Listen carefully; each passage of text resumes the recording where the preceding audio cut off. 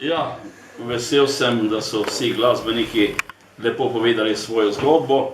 No, moja zgodba je zelo povezana tudi z glasbo, ne kot glasbenik, torej da sem igral kakšen inštrument, ampak sem vseeno, hočem reči, že 40 let prisoten v narodno-zabavni glasbi kot tekstopisec. Tudi moja zgodba je podobna vsem vašim, ki ste tukaj pripovedovali. Namreč tudi jaz izhajam iz kmečke družine. Nekdo izmed vaju dveh je dejal, da je bilo doma 8 hektarov zemlje, kateri bo tisti Franci Levo, moj soimenjak, tudi pri nas je bilo 8 hektarov zemlje.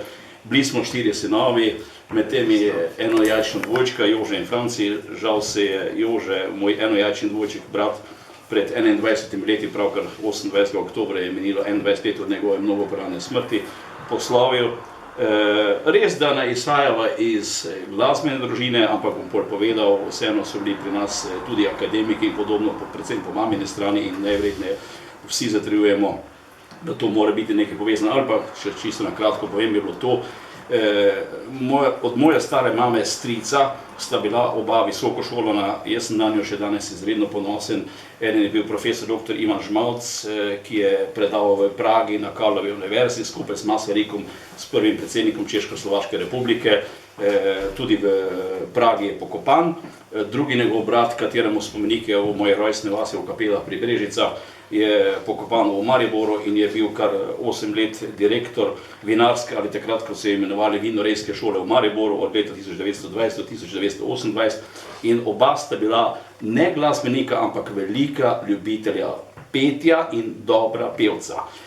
Kot sem že dejal, mi se ne spominjam, da bi ne oče in ne mati bila glasbenika, ampak imela so z bratom pokojnim to srečo, da sva imela čudovita ljudska pevca, da sta bila odlična ljudska pevca. Pove danes to, da je njuna vnukinja, profesorica glasbe od Celju, ki je že v pokoju, učila Ireno Večkovnikovo, Blaža od Medrjanov, Francija od ansambla Mladike, Grego od ansambla Golte in še ne vem koga. In tale soseda sta nama, mulcama, tako rekoč, če se izrazim 10-letnima, pela stare ljudske napeve. Tako da sva midva kot 13 let stara mulca znala vse tiste stare rože na vrtu plela, pleničke je prala, primer za študenc, sinoči sem na vasi bil in podobno.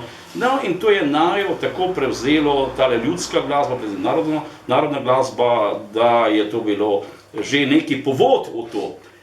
Pol se spominjam, ko sem rekel, da je bilo življenje na kmetiji zelo težko, nismo imeli ne radija, ne televizije. Moj oče je imel čudovitega prijatelja, ki je malo znal igrati na klarinet, imel je pa to srečo, da je imel hčerko, ki je bila poročena z človekom, ki je že takrat živel v Münchnu. In z Münchna je pripeljal eno majhno televizijo, normalno, da takrat barne televizije še ni niče poznal, in zavrtel neke nedelje, je oče šel k njemu, po domače povedano, da mu poreže lase. Takrat tudi niso šli k frizerju, ampak da mu poreže lase. Lepa sončna nedelja je bila, pride domov in reče moji zlati materi, ki je že praznovala 88 let v aprilu, Pepa, veš, kaj sem videl? Fante spraprotna in Lojzeta Slaka. Jaz to vedno govorim, tole misel. Ja, a veš, kaj te fantje čudovito pojejo? Lojze pa tako lepo piglajta. Bolj smo pa le otroci vprašali, kaj to pomeni piglajta, če je spet spačenka iz nemškega jezika, tako lepo jih spremlja. In to je mene zasvojilo.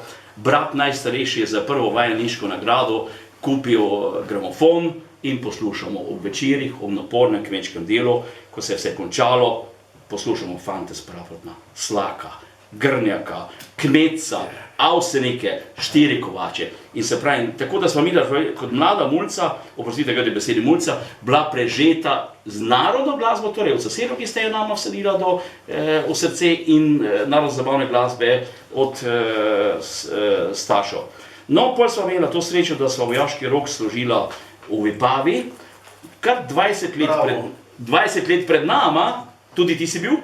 20 let pred nama, poslušaj to, je služil vojsko v tej Vipavi moj čudoviti prijatelj Andrej Bergant. je še to Andrej Bergant. In od tisti kasarni lepega spet poletja, četrtkov večer, domačih pesmi in napevov, med drugim ansambl Franca Zemeta, čudovito skladbo Najlepše je doma, če se ne motim, najlepše je doma. Besedilo je napisal moj mentor Iman Van Lavašič, katerem bom hvaležen vse življenje, in pravi, imel sem brate in sestre, po svetu so odšli, zvabila jih tujina je in jih ne me nakri. Na koncu pravi, le jaz sem tu doma ostal, saj lepše ni nekjer, bom zemljo kopal in oral, zapel si na večer. Čeprav bo skromno bom živel, mi srečno bo srce, en rojstni dom, en rojstni kraj na svetu je za me. Mene je to tako v Ipavi, ker ni bilo daleč od doma, ne v Sloveniji, seglo do srca, da sem se dejal takrat, to je pa tisto, zakaj ne bi jaz tudi delček s bratom prispeval v narodno zabavno glasbo. In se spominjam, nastala je izpod mojega peresa pesem, ki je bila posvečena domači vasici, nikoli ni zavirala luč sveta in sva ugotovila, da ni dovolj samo veselje, ljubezen, ampak da je treba tudi imeti talent in ne vem ko, no, predvsem je nama veliko Malavašič pomagal, pa Fani Požekova, pa Marjan Stare, pa tudi Vilko Avsenik je bil moj mentor. No in pol sva, prvo pesem, ki sva je napisala, je bilo za ansambl Tonija Hrvola, ki je žal že 8 let pokojni, domači ansambl iz Brežic. Pol sva pa imela to srečo, jaz sem že takrat ljubljeno domovino Slovenijo zapustil, sem odšel v Švico, brat pokojnik, ko sem rekel, sva bila dvojčka, je pa nekako navezal stike s profesorjem Borisom Roškarjem, ki je letos praznoval 70 let, ja, povabil naju na Ptujski festival, napravil kar neke sklad na najina besedila tudi za Štajerski 7. Seveda, takrat pa jaz poznam tiste zlate glasove. Pokojni brat se svojo punco, ki je tudi pokojna, zapuščamo Ptuj, pa je rekel, in ona oba, a veš, edini ansambl, ki mi je necoj segel do srca bil všeč, to so pa bili neki bratje iz Oplotnice. In to, a veš, oni pridejo, bratje iz Oplotnice, punca od pokojnega brata je igrala na klavir, pravi, edini ansambl, ki mi je bil všeč. Pol drugi dan na posvetovanju, pravi Miško Hočevar, to so še bile takrat, ko so bili festivali po 3 dni, se bom še par minut vam počal, so bili po 3 dni, petek, sobota in nedelja, je bilo posvetovanje na Ptujskem, mislim, nekje na Ptuju, točno konkretno pri Marjanu Schneibergerju, njegova žena od napovedovalca je imela takrat bife in je tako lepo dejal s tisto torbico pride, pa je tako lepo dejal, ansambl, o katerem bom še sanjal 2 tedna v Ljubljani, so bili bratje iz Oplotnice. Si rečem, hodiče, če pa to tako dobro, veš, imela sva to zlato srečo, da sva njih spoznala še, čisto na kratko povem to, jaz pravim, žal sem izgubil enojajčnega dvojčka, imam pa to veliko srečo, da imam glasbenega dvojčka, to je Tine Lesjak, ki je samo, ali pa natanko 2 tedna starejši od mene. To mene veseli, Tina ima 21. junija rojsten dan, jaz pa 5. julija. Točno 14 dni je Tina starejša. Da proslavljala smo zraven, tako da skratka, hočem gledati in vesel sem in pol se je pa nekako začela najna pot navzgor in upam si trditi, če ne bi bilo Tineta, da mogoče danes tukaj ne bi sedeli, pa ne da ti delam kako hvalo, ampak tako je bilo. Nekako je bilo osvojeno, da se je začelo, pa so pa začela od bratov Poljanšek do Modrijano in skratka do današnji dni. No, zdaj je malo zatišče, ampak upajmo, da še bo kaj, ampak da je še pred nami tudi kakšna dobra skladba, če bo nastala. To je zadnja nezanimivo. Nekaj vprašal, gospod. Seveda z bratom skupaj služila vojsko? Ja, v Vipavi. Oba skupaj? Oba skupaj. Dvojčka, ja? Ja, enojajčna dvojčka, pa še to, vojsko je takrat služil z nami tudi en odlično akademski glasbenik Franci Žibert, harmonikar od ansambla Blejski kvintet, ki danes nekje v Nemčiji igra, filharmonija, mogoče pa znaš? Ne, sam ne, Ptujski je bil. Kaj? Franci Žibert. Ne, Blejski kvintet, Franci Žibert, profesor glasbe, drugače bi bil doma iz Hrastnika, iz Trbovlja. On je pa Žibrat. Ne, Žibert, ta je Žibert, vrhunski, kdo pozna tisto njihovo ploščo Nazaj na Bled, s Agato Šumnik, prijemnikov, do tako, on je bil pa še tole srečo sem imel, da je bil z nama, ne boste verjeli, je služil vojsko Andrej Šifer.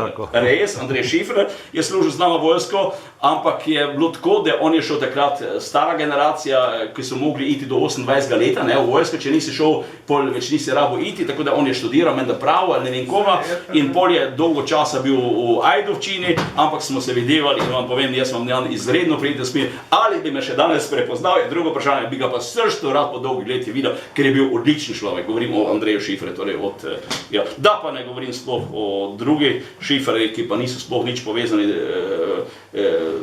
mislim, torej krno z familijo Šiferja, Andrejem, Jožetu Šiferju, to je pa druga zgodba. Tako da skratka, evo, vesel sem, da sem del te zgodbe, sem napravil izredno malo, ampak sem pa ponosen, da imamo danes, ali pa smo jih imeli odlične tekstopisce, od Marjana Stareta, ko ga je Brane prej omenjal, od Fani Požekove, tam imaš odličnega, vrhunskega, ne samo tekstopisa, pesnika, Branka Zupca in podobno in vesel sem, da je še kar nekaj, ampak jaz si upam trditi, ko bo ta generacija šla, ali pa tudi nas glasbenikov, ne vem, no, ali sem mogoče skeptičen, staromoden, da ne bo ostalo. Ne, se ni drugih, pazi.